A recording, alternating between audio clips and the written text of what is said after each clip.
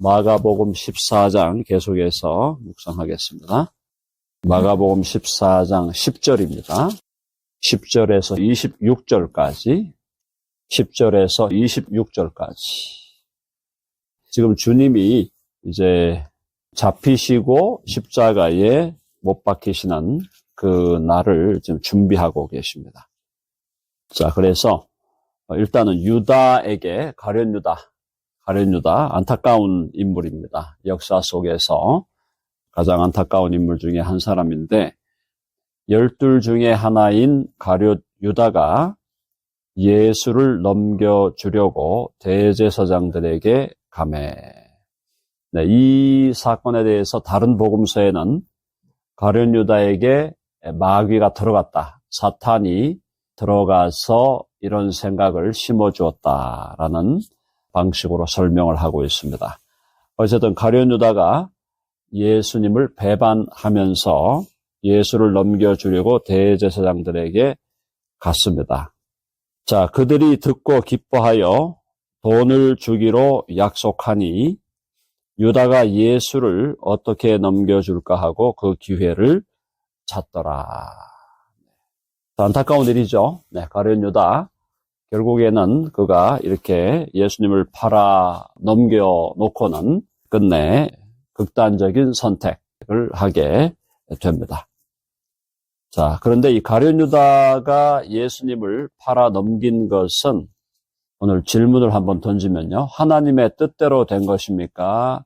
아니면은 하나님의 뜻대로 되지 않은 것입니까?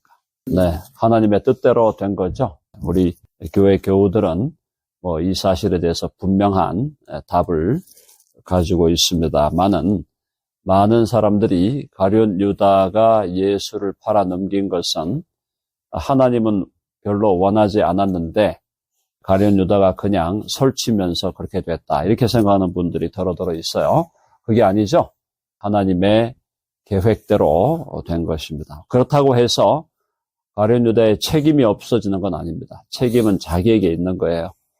왜냐하면 자기가 원해서, 자기에게는 그 욕심과 또 욕망을 따라서 그런 일을 좋아서 행하는 것이기 때문에 그의 책임이 면제되는 것은 아닙니다.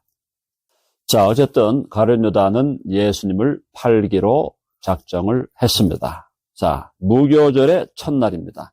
자, 이 무교절이라는 것은 누룩 없는 빵을 먹는 날이죠. 무교절. 무교절과 유월절은 연결되어 있어요. 유월절은 여러분들이 잘 아시다시피 이스라엘 백성에게 마지막, 애굽 땅에 마지막 재앙이, 하나님께서 재앙을 보낼 때 이스라엘 백성을 보호하기 위해서 양을 잡아 양 피를 문설주에 발라라. 그러면 죽음의 사자가 넘어간다는 거죠. 죽음의 사자가 넘어간다. 그게 유월절이에요. 유월한다, 이 말이에요. 넘어간다. pass over. 그죠? 위로 넘어간다, 이 말이에요. 그래서 그것이 바로 유월절 처음의 사건이었고, 그 유월절을 지켜라. 그 다음에 유월절 다음 날부터 7일간이 무교절이에요. 그럼 7일간의 그 무교절은 뭐냐 하면은, 누룩 없는 빵을 먹는데, 이 누룩 없는 떡이죠.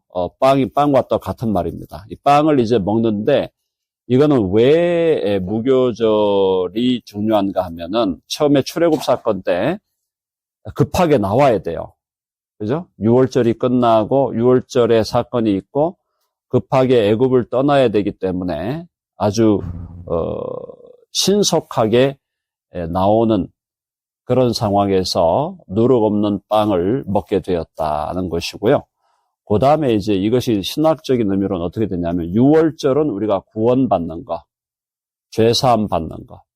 무교절은 누룩 없는 빵, 누룩이 없다. 누룩이라는 것은 성경에서는 죄악을 상징합니다. 죄악. 그래서 죄악이 없는 빵, 거룩한 빵. 그래서 광야의 생활, 즉 성화를 의미하는 거예요. 그러니까 구약의 유월절은 우리가 예수 믿음으로 죄사함 받아 구원받는 것, 그리고 7일 동안 지속되는 무교절은 광야에서 우리가 성화되는 것과 관련되는 것이다. 그렇게 보시면 됩니다.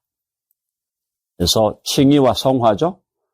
구원받음과 그다음에 거룩하게 변화되어 가는 것. 이것이 유월절과 무교절이 갖고 있는 의미다. 어쨌든 무교절의 첫날 유월절 양 잡는 날에 제자들이 예수께 여짜오되, 그러니까 유월절은 이스라엘 백성에 의해서 가장 중요한 절기잖아요. 가장 중요한 절기. 예수께 여짜오되 우리가 어디로 가서 선생님께서 유월절 음식을 잡수시기에 준비하기를 원하시나이까. 유월절에 이제 식사를 해야 되는데, 자, 유월절 식사를 어떻게 준비할까요? 물어봤어요. 그러니까 예수께서 제자 중에 둘을 보내시며 이르시되 성내로 들어가라. 예루살렘으로 들어가면 물 한 동이를 가지고 가는 사람을 만나리니 그를 따라가서 어디든지 그가 들어가는 그 집 주인에게 이르되 선생님의 말씀이 내가 내 제자들과 함께 유월절 음식을 먹을 나의 객실이 어디 있느냐 하시더라 하라. 주님께서 물으셨다. 우리 선생님이 어디에서 최후의 만찬을 할 것인지 혹시 준비가 되어 있는지 물어보라는 것이죠. 자, 그리하면 15절 읽어봅시다. 시작. 그리하면 자리를 펴고 준비한 큰 다락방을 보이리니 거기서 우리를 위하여 준비하라 하시니. 자, 이 다락방이 누구의 다락방입니까? 마가의 다락방이에요. 한번 해봅시다. 마가의 다락방. upper room인데 이 마가가 바로 이 복음서의 저자입니다. 아시겠죠? 재밌죠? 네. 근데 이 마가의 집안이 제법 사는 집안이었어요. 그러니까 부유한 집안이었어요. 그래서 이 마가의 집에 다락방을 빌려 주는 겁니다. 자, 그래서 다시 보면은 15절 그리하면 자리를 펴고 준비한 큰 다락방이라고 되어 있죠. 큰 다락방. 이 다락방에 나중에 성령 강림 오순절 때 몇 명이 모였죠? 120명이 모였어요. 120명이 모여서 기도하는 그 다락방, 같은 다락방이에요. 그러니까 다락방에 120명이 모일 정도면 꽤 컸다는 거죠. 꽤 컸다는 거예요. 자, 그래서 큰 다락방을 보이리니 거기서 우리를 위하여 준비하라 하시니 제자들이 나가 성내로 들어가서 예수께서 하시던 말씀대로 만나 유월절 음식을 준비하니라. 자, 여기 지금 구약의 유월절에서는 양이 잡혔잖아. 그죠? 양이 잡혔는데 이제 신약에 예수님이 오셔서 유월절을 마지막 유월절을 여기서 보내면서 누가 결국 잡혀 죽는 겁니까? 예수님이 세상 죄를 지고 가는 하나님의 어린 양. 그래서 유월절 사건이 예수님의 십자가 사건과 연결되는 거죠. 그렇죠? 자, 해봅시다. 유월절은 십자가로 성취되었다. 그러니까 지금 우리는 유월절을 지키는 게 아니에요. 유월절은 이미 성취된 겁니다. 그래서 우리는 유월절이 아니라 십자가의 대속, 십자가의 대속의 죽음을 우리는 기념하는 거죠. 그것이 성찬식이에요. 맞죠? 그러니까 성찬식은 구약의 유월절을 백그라운드로 하죠. 구약의 유월절을 백그라운드로 해서 예수님이 마지막 만찬에 떡과 잔을 주신 것을 기념하는데, 그러나 우리가 유월절을 지키는 게 아니에요. 유월절은 예수님의 십자가를 통하여 성취되었기 때문에 우리는 그 십자가를 기념하는 거죠. 십자가의 사건을 기억하고, 그래서 우리는 성찬식은 십자가의 사건을 기억하지만 더 들어가면 주님은 죽으셨을 뿐 아니라 다시 살아나셨으므로 성찬식은 단순한 우리 과거에 돌아가신 부모님들에 대해서 추도 예배 드리잖아요. 단순한 추도 예배나 추모 예배가 아닙니다.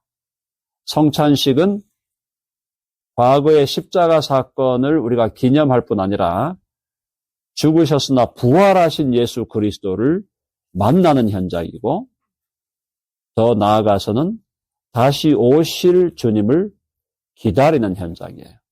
자, 그러니까 성찬식은 과거의 십자가 사건에 대한 기념, 그리고 현재 부활하신 예수님에 대한 만남, 그리고 미래에 다시 오실 그리스도에 대한 대망을 한꺼번에 갖고 있는 의식이다, 이 말이에요. 자, 여기서 그래서 소위 그 안상홍파에서는 신약교회도 유월절을 지켜야 된다. 그걸 강조하는 거거든요. 유월절이 뭘 의미하는 건지를 모르니까 신약에서도 유월절을 지켜라. 그래서 이 사람들은 유월절을 대대적으로 지킵니다. 이 사람들 모여가지고 안상홍파 아시죠? 안상홍파에서는 유월절을 대대적으로 지켜요. 마치 우리 크리스찬들이 성탄절을 대대적으로 지키듯이 유월절을 지켜야 구원받는다라고 주장을 합니다. 그러니 이단일 수밖에 없는 것이죠.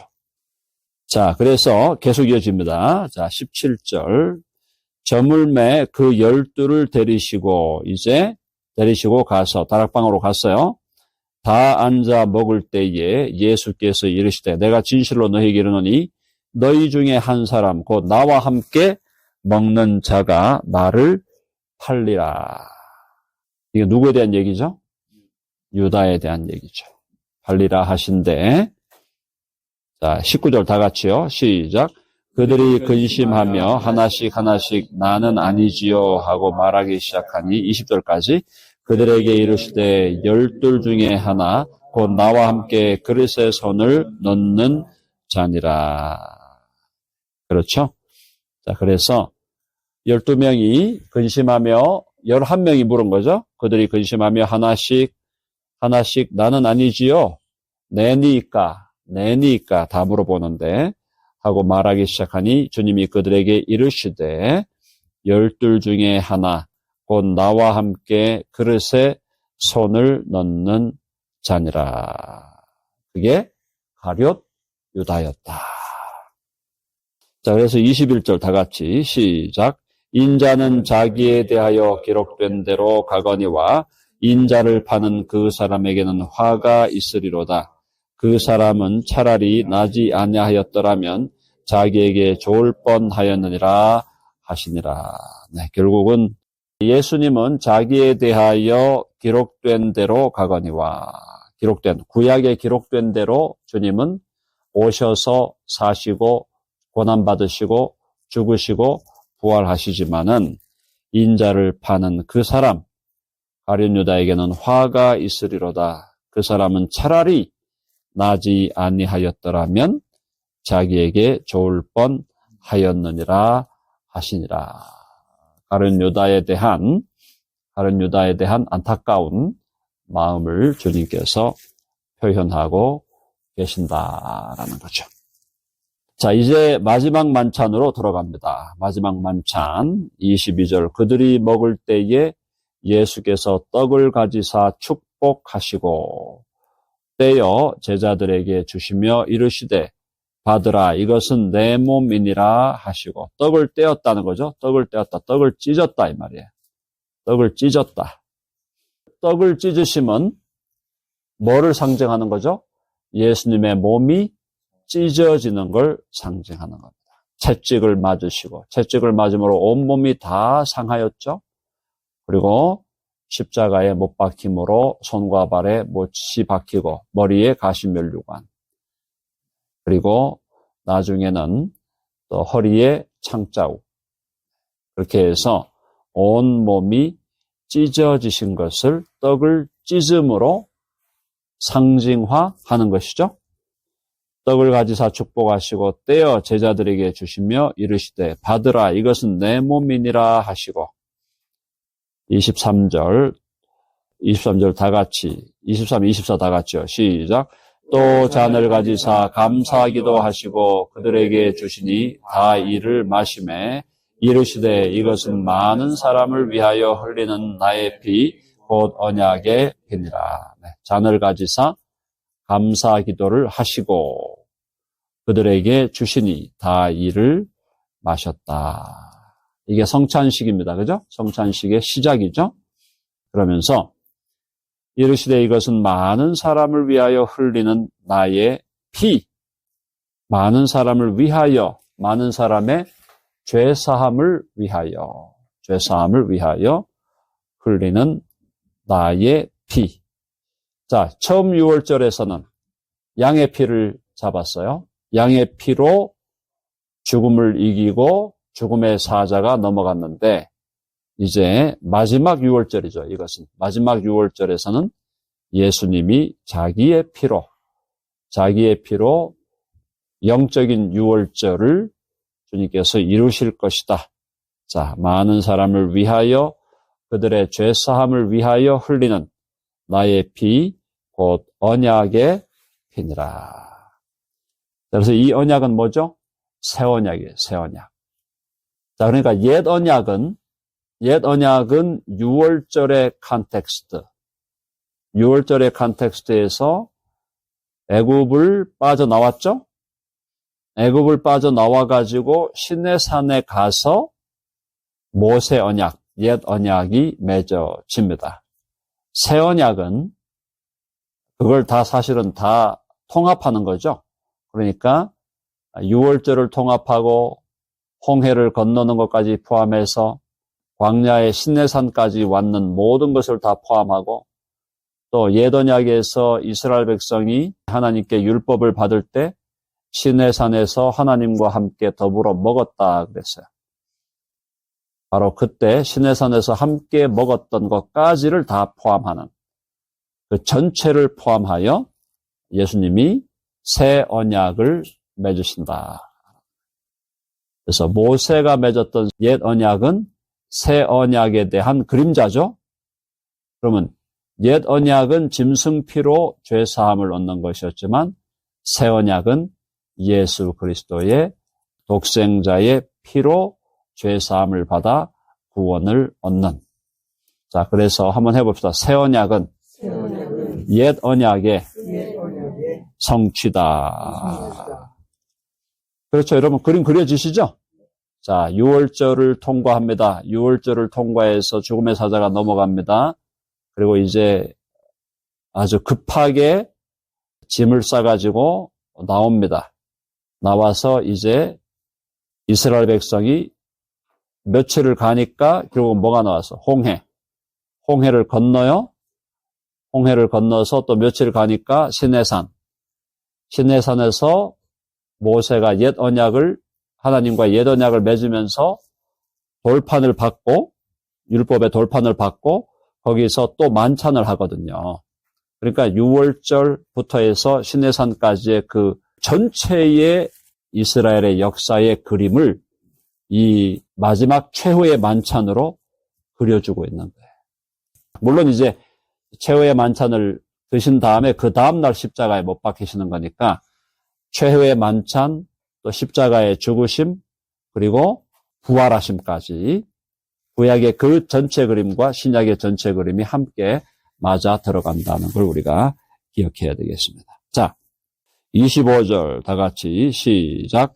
진실로 너희에게 이르노니 내가 포도나무에서 난 것을 하나님 나라에서 새 것으로 마시는 날까지 다시 마시지 아니하리라 하시니라. 주님이 이때 포도주를 마지막으로 마신 거죠, 사실은. 자, 근데 재밌는 표현이에요.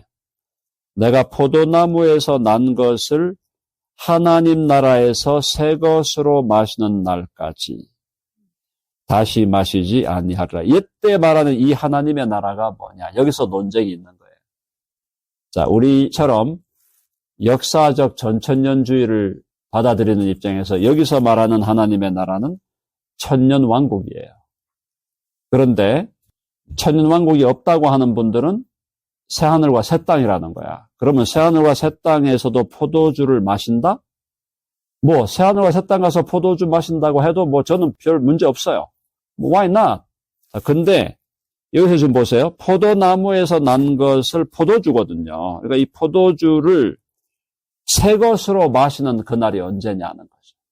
그것은 당연히 천년왕국이다라고 저는 보는 겁니다. 여러분 이해되셨죠? 왜냐하면 천년왕국이 이 지상에 세워지는 에덴의 회복이기 때문에 포도주라는 이 포도나무에서 난 포도주를 마시려면은 우리가 경험하는 이 세계의 회복이 이루어져야 진정한 의미의 새 포도주를 마실 수 있는 것이지, 새 하늘과 새 땅에 가서도 포도주를 마신다. 마신다 해도 저는 개인적으로 문제는 없는데, 과연 새 하늘과 새 땅에 가서 포도주를 마실까? 이거에 대해서는 약간의 의문의 여지가 있는 거예요. 그러니까 포도주를 마신다는 그 행위가 우리가 경험하고는 이 지상의 시공간의 세계에 어울리는 것이지, 이것이 과연 새 하늘과 새 땅에 본질적으로 어울리는 것이냐라는 질문을 던지는 겁니다. 그러니까 여기서 주님이 말씀하신 것은 이 하나님의 나라는 이 지상에 회복될 에덴의 회복인 하나님의 나라, 그걸 의미한다라고 보는 게 더 정확한 해석이고, 그걸 뛰어넘어서 새하늘과 새 땅에 가서도 우리는 포도주 마실 거야, 누가 그걸 자신 있게 얘기한다 해도 저는 별 문제는 없다. 제 말 무슨 말인지 아시겠죠? 네. 그래서 새하늘과 새 땅에 가서 포도주 주시면 할렐루야 마시는 거죠. 마셔도 취하지 않으니까, 그때는. 이 땅에서는 취할까 싶어서 못 마셨는데, 그죠? 주님 한 잔 주시면 마셔야죠. Why not?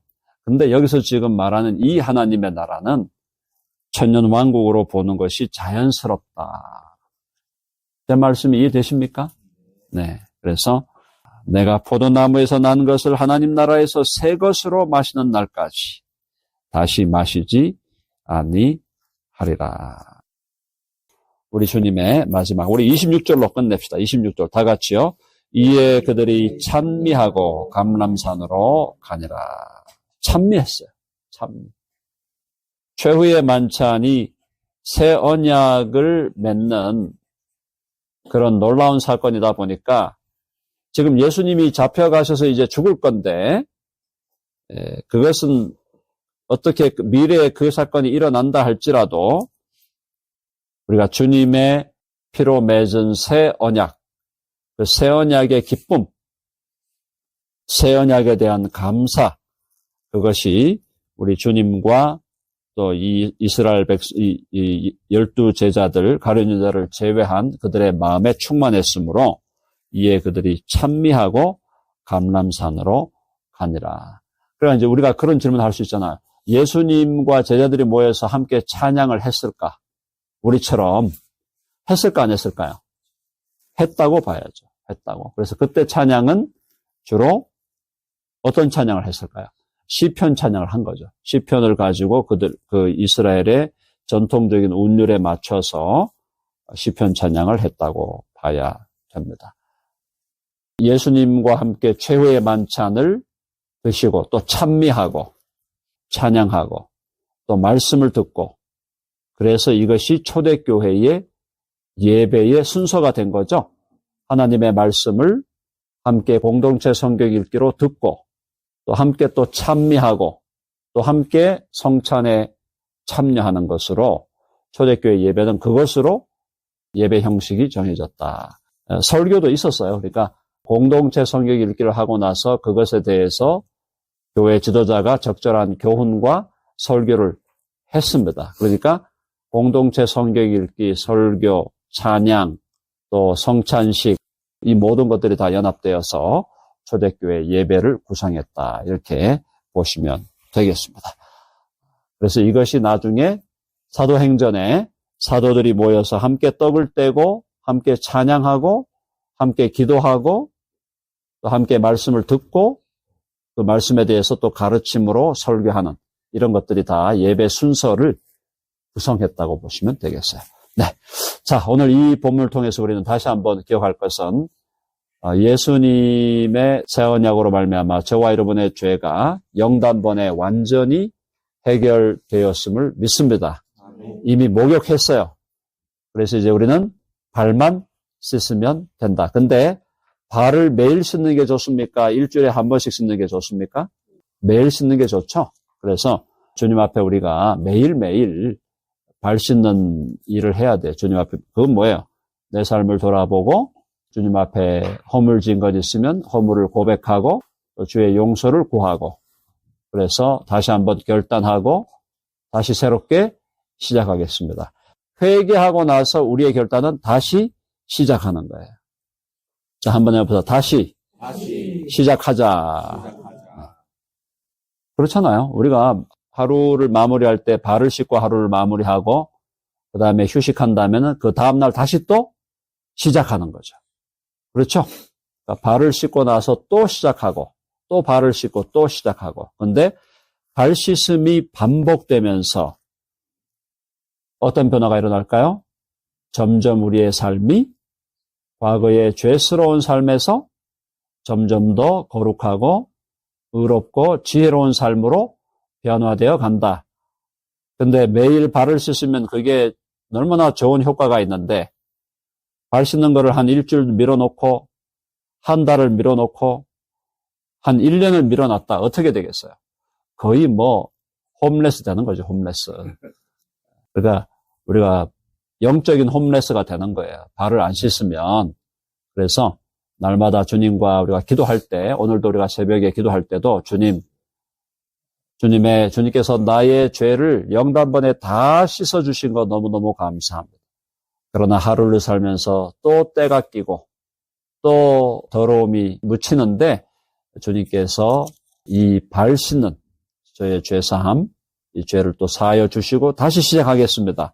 주의 용서하여 주시고 또 새롭게 시작하도록 힘을 주시고 성령으로 저를 이끌어 주시옵소서. 그렇게 기도하는 게 새벽 기도의 또 묘입니다. 여러분 아멘 하시죠? 네, 기도하겠습니다.